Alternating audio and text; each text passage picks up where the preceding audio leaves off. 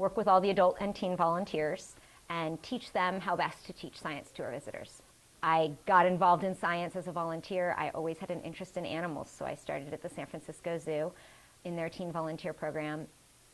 When I went off to college, I majored in biology and minored in education because I knew I enjoyed teaching.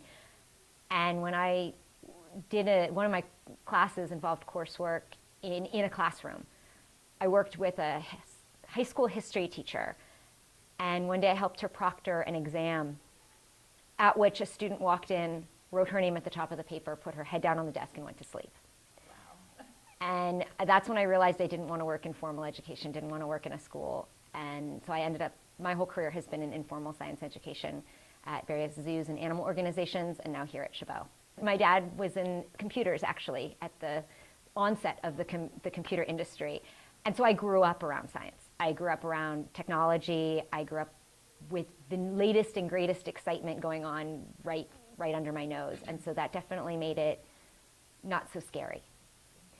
I had the experiences at the San Francisco Zoo, which, I'll be honest, started out a lot of it socially, in that a lot of my friends were doing it, and I made more friends in the program, so it was fun. And through doing it, I realized I loved it and wanted to pursue that as a career. And that's kind of the experience I want to give to my volunteers here. Provide them with a social experience and make it fun to learn about science, and then pass that excitement about science on to our visitors. I think I just love seeing the reactions people get when they get turned on to science. I love seeing a kid who hasn't been exposed to it all that much, or has maybe had negative associations with science, and show them the fun parts of science. You know, I worked with animals. Here I'm working with space. Giving people the fun part of science that's not in a classroom staring at a blackboard, and really having them get excited about it. That's really fun for me. We're lucky we don't have to worry about the standardized tests. We don't have to worry about the science standards. We can pick and choose our subject matters. But I think within any subject matter, you can find the exciting parts. Make it relevant, make it important to your everyday lives, and you can find the fun in any aspect of science. A lot of finding the hands-on way of doing it, instead of lecturing science, but rather demonstrating science and helping people discover science, I think makes it a lot more exciting. There are so many options out there. I guess that's my advice. There are so many options out there. Most people think if you want to work with animals, you have to be a veterinarian. If you want to work in space, you have to go work at NASA. If you want to work in education, you have to work in a school. No one talks about all the other opportunities that there are out there, and there are so many opportunities. So if you have a passion for science, but are not so into the formal paths that you think are laid out for you, there are other options. I am the lead flight director here at Chabot Space and Science Center, and I take ages 5th grade and higher on simulated missions to Mars. During my master's, I had an internship at a museum, and I kind of fell in love with working at kids at museums, and I just really wanted to get involved in it. And I started working down at the front desk here at Chabot Space and Science Center, and fell in love with this program, and just was fighting really hard to get into here because I just think it's a really great learning tool for kids. My undergrad is in history, and during that I did some archaeological work, and then I was really into diving and wanted to do some more with that. So I went to school in Australia. I got my master's in underwater archaeology, and I studied underwater World War II aircraft. Maritime history and maritime archaeology is the history of not necessarily the written history of the more aristocratic history that we know in the past. We get to unravel facts about history of more common man, which is what I was really interested in doing. And so it's kind of using different scientific methods to uncover the past. There was one professor when I was doing my undergrad that really got me interested in real people's history, or common people's history, which we don't have a lot of because the written record is so based on the aristocrats and what their histories were and the written word. And so learning about archaeology and what archaeology is and how it uncovers the past based on the physical remains that we are able to uncover means that we can kind of find those types of histories from common people. And so it was kind of that transition of falling in love with that type of history, and then also having things in my personal life, which I was into, including diving, that kind of transitioned me in from doing history over to archaeology. Here in the Challenger Learning Center, the Challenger incident, which happened in 1986, was a big tragedy to the space program. And after the whole crew lost their lives, the families bonded together to create these learning centers throughout the country. And this is one of a little less than 50 centers throughout the world that take kids on these simulated missions to Mars. The idea is that they are going to inspire the next generation of astronauts and space explorers and really just get children interested in STEM. So that is what we do here. How the missions work, for the most part, we take school groups on these missions. They are about 2.5 hours long. We split the group in two. We have the spacecraft astronauts, and then we have mission controllers. For our Mars missions, we call them Mars controllers, and they work together in teams. Everybody has a mission, a job. Everyone has a different station that they work at, but they all work together as a team in order to land the spacecraft on Mars, build a probe to send to one of the moons of Mars, and then create a crew exchange and send the astronauts who have been on Mars back to Earth.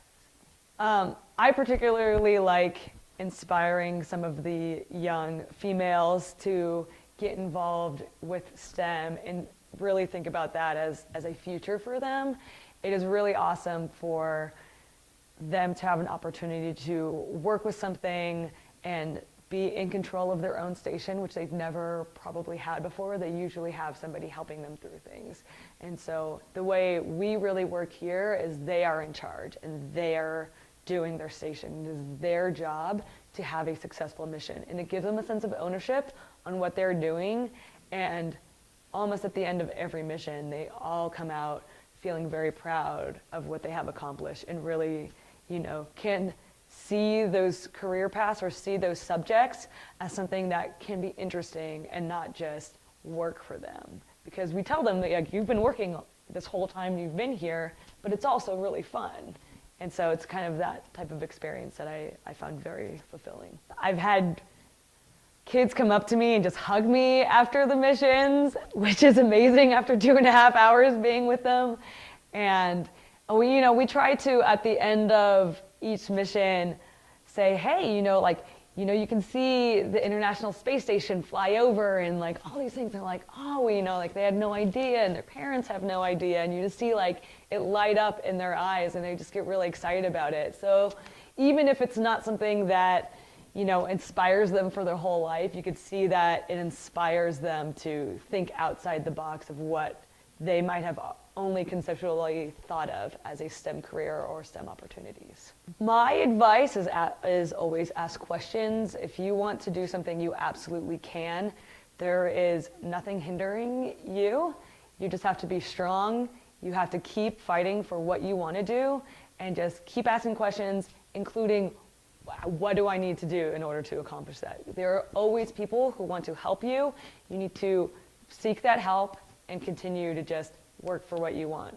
My title is Youth Development Coordinator, which means basically that I am a professional geek and spend a lot of time with young people, helping them explore science, learn to teach science, and learn it themselves. I studied chemistry at the undergraduate level and worked in laboratories for several years. I really like the designing the experiments, the exploring the experiments, the talking about them, but the years of repetitive tasks were not really my skill set. They didn't match what I love to do best. And so after a few years of doing that, I decided to search for a career where I would get to do more of the explaining and the exploring. And after working at a couple different museums and in schools, I figured out that that was working with young scientists, helping them figure out their own experiments, try new things, see things they'd never seen before, and learn all the skills around scientific reasoning and science exploration. So I am really interested and always have been in the nitty-gritty of how the world works. You look out in nature, you look at this blue sky, you look at the leaves changing in the fall, whatever it is, and there's something going on that we can't see. And I always wanted to know what that was. And I was kind of a know-it-all about it too. When I learned something, I told everybody what that was. I realized pretty fast that most of the way that we teach science in school is often a lot of learning and memorizing out of books. And that didn't really match up with my experience of what it was like to be a scientist in a professional setting or a research setting, and that we needed more hands-on work and more scientists in the classroom actually experiencing the process of science with kids.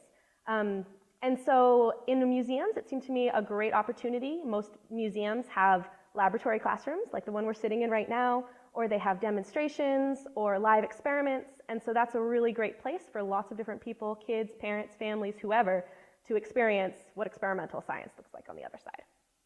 It's fun. It's fun for me. It's fun for my students.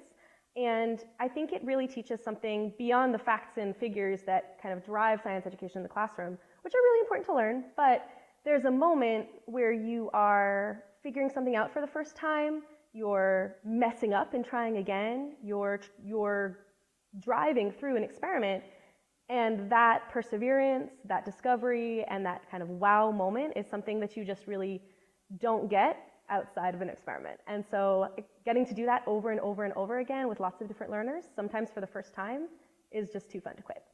When I was in high school, I had a chemistry teacher who was really passionate about the process and about the thinking and about the figuring it out. Way beyond getting an A on the test, she wanted us to be able to work through the problem, do it independently, and kind of figure things out on a really deep level. And I'd never encountered that before, and it was addictive.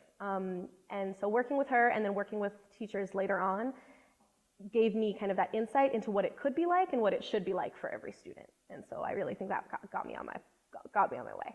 I teach a couple of our classes, including a chemistry class for upper elementary students, so 4th and 5th grade. And sometimes when we're done, they're like, wait, is being a chemist really about lighting stuff on fire and dissolving things in chemicals? And I'm like, yeah, it totally is. And they get really excited. And even more than that, they get excited that they can make predictions and figure stuff out that they've never ever seen before. Without memorizing, without kind of diving deep or having to know all the book learning, they get to use their reasoning skills. And when they get to do that, sometimes, yeah, they come out on the other side going, this is what I'm going to do. Thinking about any science, especially chemistry, as just one narrow band is not really how it is once you get beyond school. So you take a chemistry class and that's all you're learning and you're learning just chemistry. But when you get out into a professional setting or even just kind of exploring the world around you, chemistry is in your kitchen, it's in your bathroom, it's in your grocery store, it's in your doctor's office, and it's everywhere outside. So don't limit yourself to just what you think it is. Keep doing experiments, keep exploring, keep asking what makes things tick.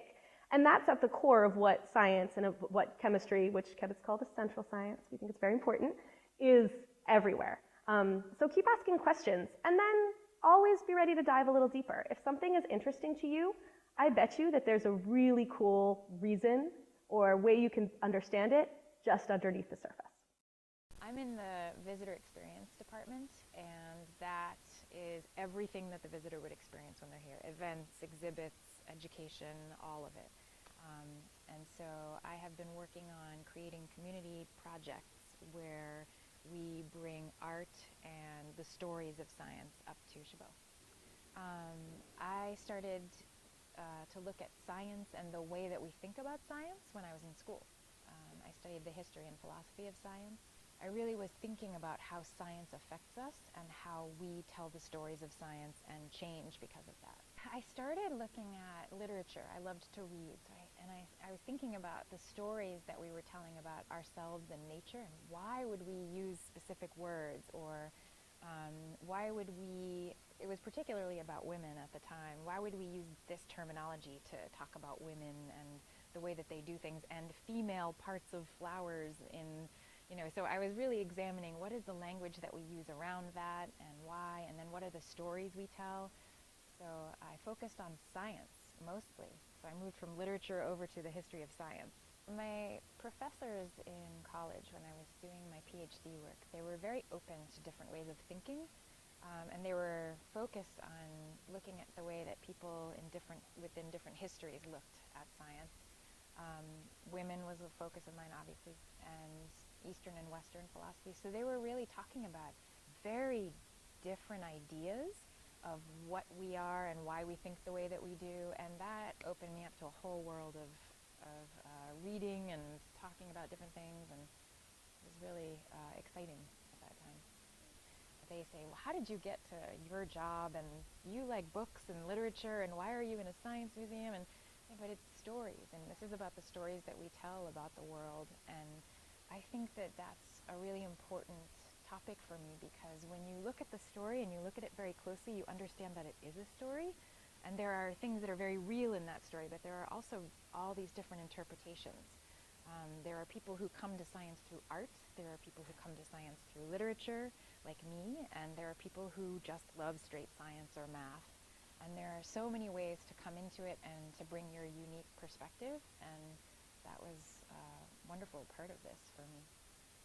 I've worked here for almost 9 years now, and I can see that there are so many different kinds of kids who love learning about science and seeing science, and I think that it is just that, what I said. It's so important to understand that your unique perspective is not only valid, but it's so important to the science that we're going to do and the world that we're going to create in the future through science. It needs all of these creative thinkers and different kinds of thinkers.